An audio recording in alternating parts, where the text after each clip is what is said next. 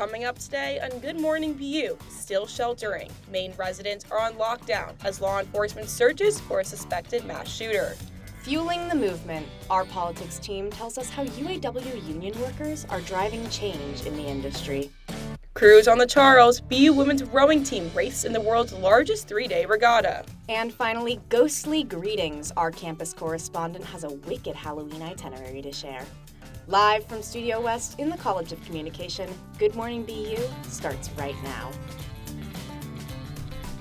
Hello and welcome to Good Morning BU. I'm Sydney Topf. And I'm Alex Dowd. Here are today's top stories.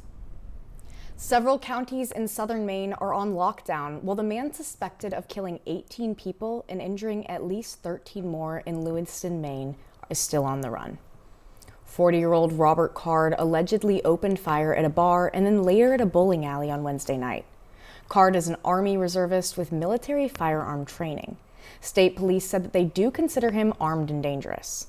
The FBI has joined Maine police in their search, and they've surrounded Card's house twice. They've also placed officers around the Canadian border. The Coast Guard joined the search and launched boats into the Kennebec River, but they say that they've found nothing out of the ordinary. Jared Golden, the U.S. representative from Lewiston, has flipped his position on gun control since the shooting. I have opposed efforts to ban deadly weapons of war like the assault rifle used to carry out this crime. The time has now come for me to take responsibility for this failure, which is why I now call on the United States Congress to ban assault rifles like the one used by the sick perpetrator of this mass killing in my hometown of Lewiston, Maine. Database by the Associated Press and Northeastern University says that this is the 36th mass killing in the United States this year. Leaders of Arab countries are asking Israel for a ceasefire as residents in Gaza say they're running out of food and water. 3 weeks in the fighting between Israel and militant group Hamas, the Gaza Health Ministry says that more than 7,000 Palestinians have been killed so far, and Israeli officials say they've lost more than 1,400. Most of the deaths in Israel came from Hamas's original October 7th attack. Israeli troops and tanks briefly entered northern Gaza's border Wednesday night to start their long-promised ground invasion. The United States is sending around 900 troops to the Middle East. The Pentagon announced yesterday that this is to support Israel and fend off attacks from nearby militant groups. Here in the U.S., civil rights groups say that there's been a rise in hate crimes towards both the Jewish and Muslim communities. The Council on American Islamic Relations chapters have received 774 reports of bias-related acts since Hamas's original attack on Israel. The organization reported this as the largest wave of complaints since 2015, when former President Donald Trump declared his intent to ban Muslim immigration. The surge in harassment cases came after the October 7th attacks, which killed over 1,000 Israeli citizens. Israel has since responded by attempting a complete siege of the Gaza Strip, launching hundreds of airstrikes into the region every day. Here at BU, demonstrations are still in full swing. BU students participated in a national walkout organized by multiple Students for Justice for Palestine groups around the country. The walkouts were a protest against the United States' financial support of Israel. Students walked out of classes and met at Marsh Plaza, where several student speakers led chants and gave speeches through a megaphone before marching down to Copley Square. They were met at a Marsh Plaza by counter demonstrations from BU Students for Israel, who brought pro-Israeli signs and played music on a speaker during speeches. FTX founder Samuel Bankman-Fried, aka SBF, is taking the stand today for his criminal fraud case. SBF has already pled not guilty to 7 counts of federal fraud, money laundering, and conspiracy. SBF's lead defense attorney, Mark Cohen, told jurors that Sam was someone who worked very hard. SBF took the stand yesterday afternoon, but often dodged questions and gave vague answers. Judge Lewis Kaplan dismissed jurors and asked SBF to give his testimony to him privately in court, where Kaplan will then determine whether the testimony can be repeated to jurors. The prosecution's star witness, SBF's ex-girlfriend Caroline Ellison, pled guilty in committing crimes with him. Now, just 3 weeks after the ousting of former Speaker Kevin McCarthy, the withdrawal of Steve Scalise, Jim Jordan's numerous unsuccessful ballots, and even a bid for Democrat Hakeem Jeffries, the House of Representatives has finally found a new speaker. The House elected Louisiana Representative Mike Johnson to take the position on Wednesday. Johnson already faces major scrutiny because of his response to the mass shooting in Lewiston, Maine. this is a dark time in America. We have a lot of problems, and we're really, really hopeful and prayerful. Prayer is appropriate in a time like this, that the evil can end and this senseless violence can stop. And so that's the statement this morning on behalf of the entire House of Representatives. Everyone wants this to end, and I'll leave it there. Throughout his time in Congress, Johnson has voiced his support for the gun industry, even previously suggesting that America's problem with gun violence is due to the general population's lack of faith, rather than with guns themselves. The new speaker's controversies don't stop with gun laws. His first major bill plans to cut billions of dollars from President Biden's climate law. This legislation is unlikely to become a law, though, due to the White House's threats to veto it. After 6 weeks on strike, Michigan United Auto Workers got some breakthrough news from employers. Our politics correspondent Deidre Montague has more. After 41 days, United Auto Workers at the Michigan Assembly Plant are celebrating as they learn that their base pay wages are increasing by 25%, not including the cost of living allowance and profit sharing. The biggest wage increase will be going to younger employees like Joshua Young, who will benefit the most. When the cost of living adjustment is combined with the guaranteed pay, members could receive pay increases of more than 30% during the life of the contract. This takes the hourly wage for most workers to above $40 or more than $83,000 or more, not including overtime and profit sharing. It's history being made, and I'm glad that I'm in it. A tiered fourth-generation Ford worker, Young started working with the Ford plant in May, making $16 an hour. He has a young daughter and said that the long days he was on the picket line were worth the roughly 65% increase. I can't even express it because it is the most greatest feeling I have, for real. Worker Keith Jelowitz says that this pay increase is good for his family. Way brighter, that's for sure. That's all. Thank you for having me, Cindy. Thank you for coming. It's the most wonderful It's the most wonderful time of fear and the perfect time to visit a timeless Boston tourist site with brand new name. Return after this break to hear more about that. I know kids worry about a lot of things. Getting enough food to eat shouldn't be one of them. Through a nationwide network of food banks, Feeding America serves virtually every community in the United States. See how you can help your community. Visit feedingamerica.org.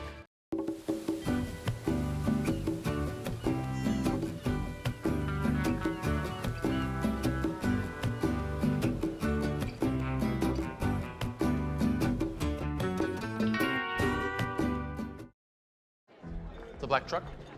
Hey, Christina from accounting. Yeah, hi. Hey, I used to date a girl named Christina. Oh, really? Yeah, and then she dumped me for my best friend. You want to see some photos of them that I took? I don't. I thought we talked about this, buddy. Buzz and overshared again? Yeah. Yeah. I'm gonna call a car. That's a smart idea. So yeah, I know, that's why I did it. Hey, you're gonna get back to the top of the mountain.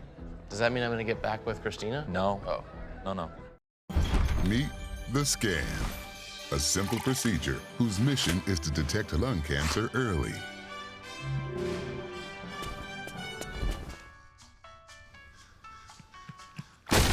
I'm here to save you. But I feel fine. That's great, but you may still be at high risk for lung cancer. Oh man, that's a new fence. If you smoke, early detection could save your life. Learn more at savedbythescan.org. Welcome back. Tents and camps are banned after Boston City Council approved an ordinance on Wednesday. The ordinance will clear all tent encampments in the area surrounding Massachusetts Avenue and Melnia Cass Boulevard, also known as Massencass. Officials say that the ban intends to curb the surge in encampment sites that began over this summer. The ordinance and the law bans all encampments on both streets and sidewalks, but police are required to offer people alternative shelters and services. Tents are allowed in the case that shelters are too full. The Boston City Council approved Wednesday the resolution to rename Faneuil Hall, one of Boston's most popular tourist sites. The hall is named after the wealthy merchant Peter Faneuil, who was a notorious slave owner. It is unclear when the name will be changed, as the City Council does not have the authority to change the name. Rather, it is in the hands of the Public Facilities Commission. Similar feats have taken place as Boston University students pushed last February for the renaming of Miles Standish Hall. The calls for renaming continue to bring attention to Boston's racist past. Massachusetts' largest teachers union is fighting for another cause, the state's legalization of teachers striking. Despite the present law, the judge issued fines to those involved. Recent strikes have taken place in Woburn, Brookline, Malden, and Haverhill. Around the same time last year, educators and education supporters in Malden and Haverhill went on a multiple-day strike until new contracts were approved. Max Page, the president of the Massachusetts Teachers Association, will testify on Tuesday at the State House in support of a bill that allows teachers and public employees to strike if at least 6 months of good faith bargaining has failed. Boston-based razor powerhouse Gillette is relocating. The company released a statement that the move to a 150-acre facility in Andover will improve the company's production, making it more sustainable and efficient. The Massachusetts government released a statement commending Gillette's influence on the economy and increasing job opportunities in the Boston area. There will be a smaller headquarter facility with about 750 jobs available that will remain in Boston. Hold on to your Charlie cards because it's tea time. More construction and repairs are in the cards for the Green Line. In an MBTA board meeting last week, General Manager Philip Eng told directors 80% and 50% of the new rails in the Medford Tufts and Union Branch, respectively, did not meet contract specifications and are not wide enough. The new repairs are planned to start November 1st, and workers will be on the tracks between 9 p.m. and 5 a.m. It's expected to last between 10 to 14 days. Now, what happens when you cross the flu, RSV, and COVID-19, and they all walk into a bar? Also, what did BU crew row their boats to victory at the world's largest 3-day regatta? Stick around to hear more after this short break.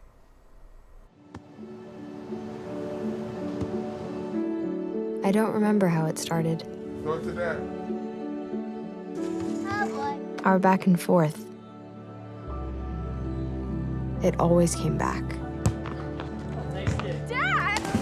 You probably don't remember what you told me, That was perfect. but I heard every word.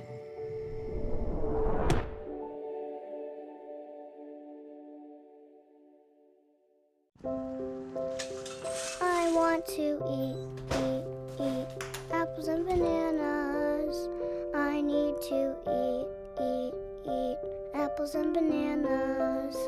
Why can't I eat apples and bananas? Support the Feeding America nationwide network of food banks to help provide meals to those in need. Join us at feedingamerica.org.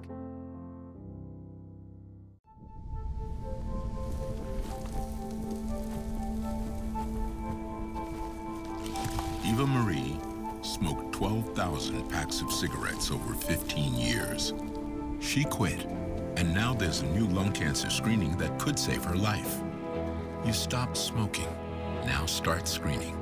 No matter how much you smoked, early detection could save you.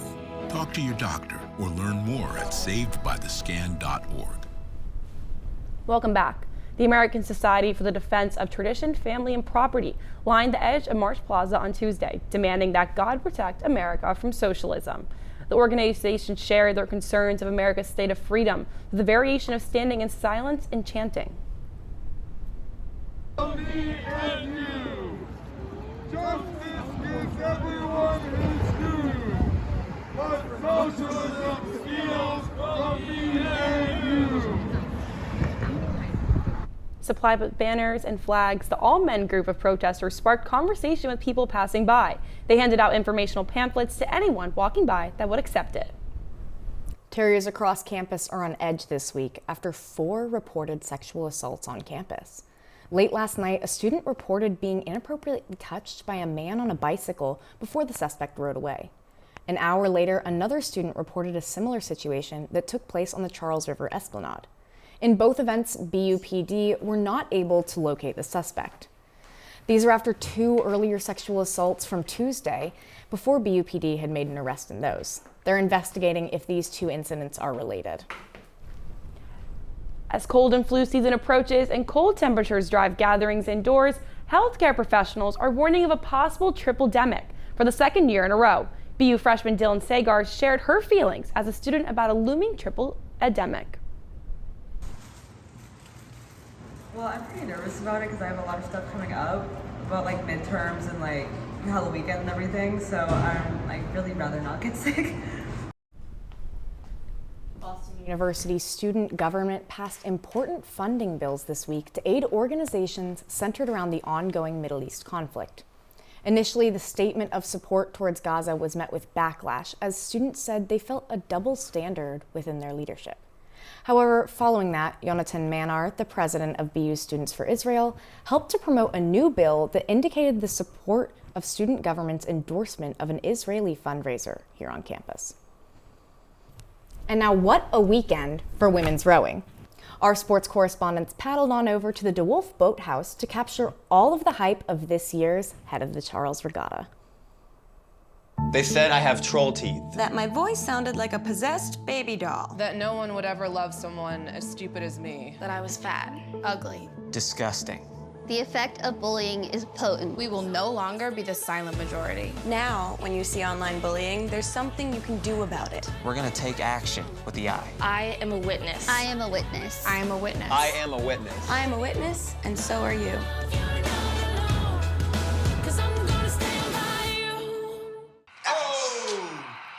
Checking your fantasy league? Nah, just my 401k statement. Nice. Where'd you find the money for that? I just been saving a little every month. I can't seem to save anything. Well, what about all this? What about the money you're spending? What money? It's gone before I can get my hands on it. I got a pizza for a Todd. Hey, can somebody spot me? When it comes to financial stability, don't get left behind. It's 547. Get tools and tips for saving at feedthepig.org. Hey, Gabby, how you doing? How's the play date and sleepover? Dad, it was great. Awesome. Okay, I'm on my way. Hey, guys, what are you doing? We're going swimming. We're going biking. Yeah! I'll see you in a little bit, guys. I love you. Hi, babe. How was school today? Hi, Dad. It was great. Okay, honey. I'll be home soon. Remember, you're never too far away from your kids to be a dad. Reach out and take a second to check in, because sometimes the smallest moments can have the biggest impact on a child's life. Todd's a great guy. I mean, look at him. What a sweetheart. Attaboy. Wait, Todd, what are you doing? How totally selfish and un-Todd-like of you. Come on, Todd. Come on, man. Welcome back. This weekend marked a significant moment in the world of sports. Boston welcomed rowers from all over the world for the largest three-day rowing event on Earth, the prestigious Head of the Charles Regatta. Our sports correspondent Tyler Johnson and Allison DeWitt were there to capture it all. The BU rowing team took on the annual Head of the Charles Regatta last weekend. BU's DeWolf Boathouse is a launch point for the race, offering viewers a unique opportunity to see crew teams from across the world warm up and begin their races. I caught up with Mari Forehand of the BU Women's Openweight team in the lead-up to Sunday's race. For me specifically, I'm stroking the boat, which means I am setting the rhythm, which is a new position for me. I've never stroked like a race of this caliber before. Ideally, would like to be top 15. We're in the position of the race where we're starting 19th.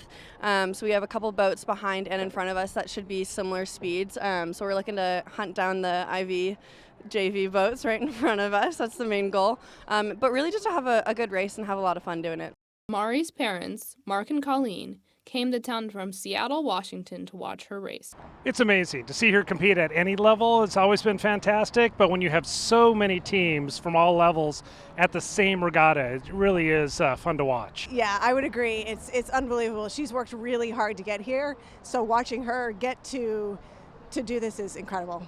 Staying connected with her parents across the country can be difficult at times, but they always make sure to keep each other in the loop. I mean, I call them quite often with the time change. Usually when I'm right out of practice, it's right when they start getting ready for work. So usually when we have a big erg test or big pieces on the water where we're doing any switches or any selection, I call them right after and I give them all the updates. Not super frequently, but whenever there's a big milestone or a big achievement like a PR, they're always on the phone on the other end right after. Ultimately, Mari's parents want her to enjoy the weekend and take it as a learning opportunity. With any race that she does and her team does, I wish for them that they feel good about how they performed and that they learn as a team together about what to do better next time. This is sort of a fun one to be at. There's no real... there's nothing at stake for this race, but just to have fun. So for her, I guess if I had a hope, it would be to beat their bow number. But aside from that, it's really just to go out and have fun. I caught up with assistant coach Kira O'Sullivan to hear more about how the team prepared for their big weekend. The head of the Charles we jokingly call it rowing Thanksgiving, but really because it just brings the whole community together in a way that is so unique and so incredible. You have athletes who it's their first race of the fall of their entire rowing career up to the Olympians out here, and everybody's really connected. You get to walk by all your pals and see everybody. It's really, really special in that way, and I think we have a really unique tie to it at BU because we are the start line. Though not during peak season, the head of the Charles is still big for the team. Yeah, preparation for the Charles is interesting, right? Like, it comes at a really interesting time in the fall. It's not our peak competition for the year, but it's something that we know is huge for our athletes. So it's a lot of reminding them, like, hey, quiet the noise out because there's going to be a lot of it, and get to work. And once you're done work, like, let's go enjoy and have fun and enjoy the festivities. But when you're out in the water, remind people that BU is the Charles. This is our home course. So I think that's a really important reminder for them as we go into this race. Supporting the whole athlete is important to BU's rowing program. Approaching our athletes and knowing that they are whole people is our first step in that process, and making sure that they know that the door is always open for them, and asking them questions beyond just the sport, right? Like, yeah, I want to know what you're thinking about practice, and I want to know how you're feeling about your progression, but I also want to know how your classes are going. I want to know, are you homesick? Are you missing your friends? Are you connected to the people around you? Do you have a support system on the team? And if those answer to that question is no, then like, how can we build that? So I think really being intentional around that is huge, especially for these kids, and knowing that they have each other to lean on those hard times is really important. Reporting from DeWolf Boathouse, I'm Allison DeWitt for GMBU. A trick? No more like a treat. More dogs and costumes? What more could you ask for? Come back after this break to find out where to see them. To Maddie, congrats on paying off all those student loans. Finally, right? How'd you manage that anyway? I started tracking my spending, changed a couple of habits. Wow, I'm kind of living paycheck to paycheck right now. I don't even know how I'm doing it. Well, have you tried saving a little? I want to, but where's that money gonna come from? Bill collectors, they're the worst. Am I right? When it comes to financial stability, don't get left behind. Not home. Get tools and tips for saving at feedthepig.org.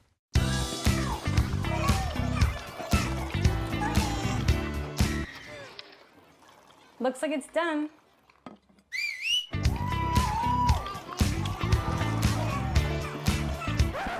Don't let salmonella get funky with your chicken. On average, 1 in 6 Americans will get a foodborne illness this year.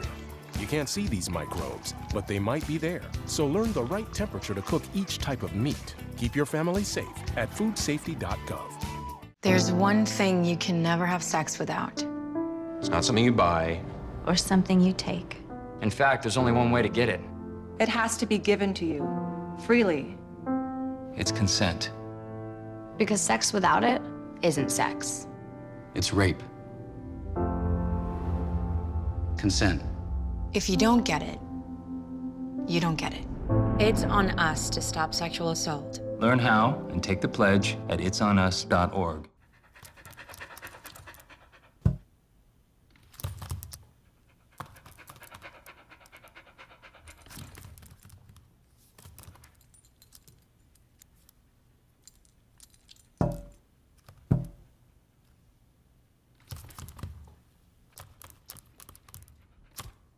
There's a shelter pet who wants to meet you. Meet one today. Visit theshelterpetproject.org. Adopt. The black truck? Hey, Christina from accounting. Yeah, hi. Hey, I used to date a girl named Christina. Oh, really? Yeah, and then she dumped me for my best friend. You want to see some photos of them that I took? I don't. I thought we talked about this, buddy. Buzz and overshared again? Yeah. Yeah. I'm gonna call a car. That's a smart idea. So, yeah, I know, that's why I did it. Hey, you're gonna get back to the top of the mountain. Does that mean I'm gonna get back with Christina? No. Oh. No. Welcome back. Feeling witchy, Alex? Am I feeling witchy, Sydney? Yeah. Feeling a little witchy. I mean, I haven't been to Salem yet, but there's definitely a little something evil in the air. Why, are you feeling witchy? I don't know, but the Halloween spirit is amongst us. So baby, yeah, we're all ready for Halloween. Get excited. It's Halloween weekend. If you're in need of a little last-minute plans around BU, our campus correspondent, Natalie Lett, has all of the spooky details. Halloween is right around the corner, and BU students are here to celebrate. Campus is offering multiple activities for BU students, including tonight at the men's hockey game. Dog Pound will be doing a Halloween Hockey Friday with a costume contest and trick-or-treating. On Tuesday evening on Halloween, Warren Towers will be hosting a wellness potions and Halloween costume party in the multi-purpose room. BU's dance theater group is holding their very first trick-or-treat path on Thursday, and Erin Mahoney said she's excited to bond with other dancers. I guess we all missed the fun part about Halloween, just in my opinion, about trick-or-treating, and we had already wanted to do a scavenger hunt and kind of bring our club across campus. BU sophomore Sophia Harris has already planned out her costumes for this weekend. Okay, I have a few ideas. My first costume is the Statue of Liberty, and then my friends and I are hoping to do like Willy Wonka, so I'm going to be Violet Gold. BU's Catherine Knox said she's excited for Lower Bay State's Hallow Wellness event next Wednesday from 7 to 9 in Killichand Hall. I'm excited to see everyone in the community get together. Lower Bay is a really large community, and so it's great to see people from Killishawn, Miles, Danielson, along with the Brownstones just having a really great time. That's the whole reason we do what we do. With Halloween just a few short days away, students have many activities to choose from to celebrate the spooky season. Remember to stay safe and have a great Halloween. For Good Morning BU, this has been Natalie Lett reporting. Thanks, Natalie. Now these dogs are all treats, no tricks. Doggone Halloween is back for another year. This free event starts tomorrow and promises prizes, events, and fun. You can get your character done with your pet, and both of y'all can eat some fun, tasty treats from dog-themed vendors. This event is sure to be the howl of the weekend. Donations will be collected to support the Animal Rescue League of Boston. Now, Sydney, I do not have a dog, but I do have a cat, and her name is Stevie Jean, and she is very, very excited for Halloween, where she will be dressing as a headless horseman for the second year. What are you going as? Well, I can't say I have any pets, but I am planning on being a ballerina this year because I always played sports growing up. So I never was really a dancer. So I thought this is the opportunity to tune into my inner dancer ballerina goals that I've always wanted to do. And then I'm also being Kim Possible to kind of like tag onto my childhood, you know, bring out some of my like inner childhood energy back out again for this holiday season. Now that I'm 20 as well, so. Oh my God, happy birthday. Well, later. That is going to do it for us this week at Good Morning BU. But before we go, I would like to wish a happy early birthday to my lovely grandma, the Miss Gloria Traylor. She is here in studio today. Thank you so much, Oma, for coming, and happy birthday. Thank you so much for watching, and happy birthday. I'm Sydney Topf. And I am Alex Dowd. Stay safe and have a great weekend.